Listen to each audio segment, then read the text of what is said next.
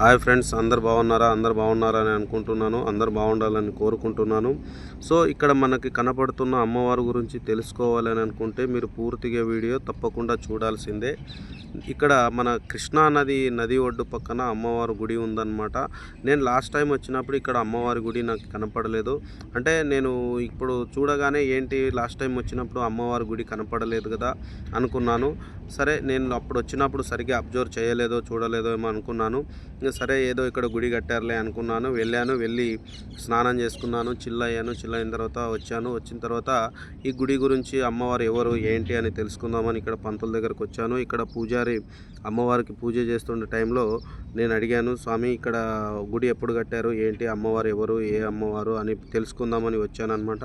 వస్తే అప్పుడు ఆయన చెప్పుకొచ్చారు అమ్మవారి గురించి. అమ్మవారు ఇక్కడ ఒక బిల్డరు, ఒక కాంట్రాక్టర్ ఇక్కడ పనిచేస్తున్న టైంలో ఆ మట్టిల నుంచి ఉద్భవించిన అమ్మవారు తల్లి కనకదుర్గమ్మ తల్లి అని చెప్పుకొచ్చారు.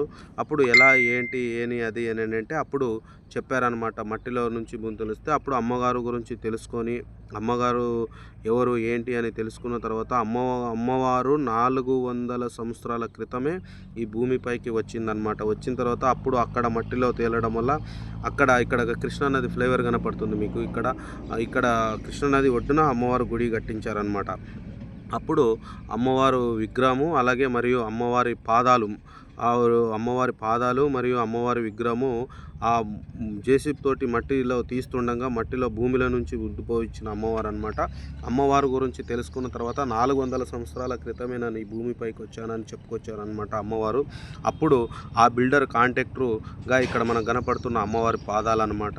ఇక్కడ ఎదురుగా అమ్మవారి పాదాలు పెట్టారనమాట.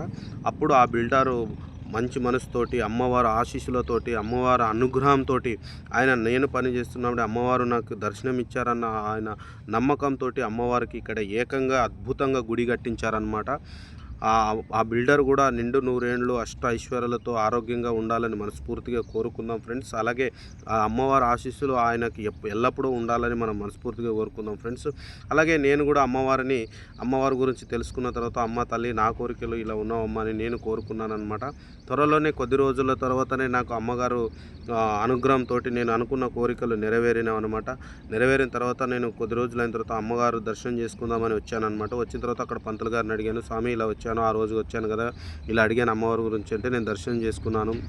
ఆ రోజు నేను అమ్మవారి కోరిక కోరుకున్నాను, అందుకే దర్శనం చేసుకుందామని వచ్చానంటే అప్పుడు అన్నారు, అమ్మవారు అమ్మగారిని నమ్ముకున్న ఏ కోరికలైనా నెరవేరుస్తుంది, అమ్మని మనస్ఫూర్తిగా నమ్మండి, అమ్మని ఆరాధించని చెప్పుకొచ్చారనమాట.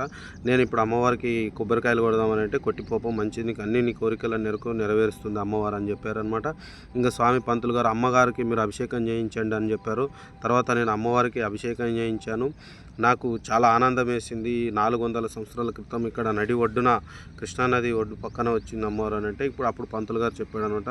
నేను నమ్మకంగా అమ్మవారిని కోరుకున్నాను, నాకు అదే విధంగా జరిగింది. మీ అందరి కోరికలు నెరవేరాలని జై కనకదుర్గమ్మ తల్లి.